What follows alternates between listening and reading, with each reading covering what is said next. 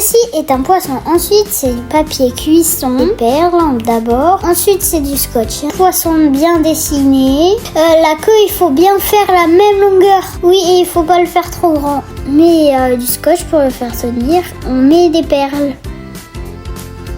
Vous pouvez faire n'importe quel motif. Ça va aller. La technique, c'est de faire le contour extérieur. Mais pour ceux qui sont plus malins, commencez par l'intérieur. Sauf si c'est trop difficile pour vous.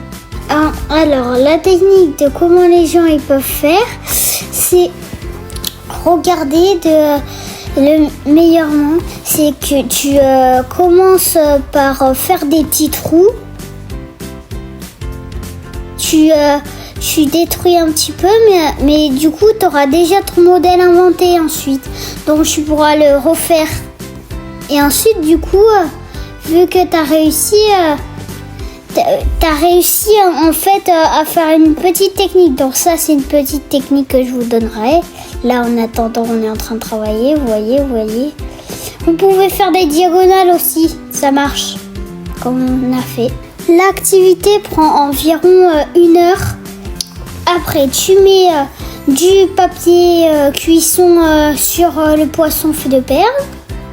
Aussi, interdiction que ce soit les enfants qui utilisent le fer à repasser, parce qu'on va utiliser un fer à repasser, comme vous allez voir.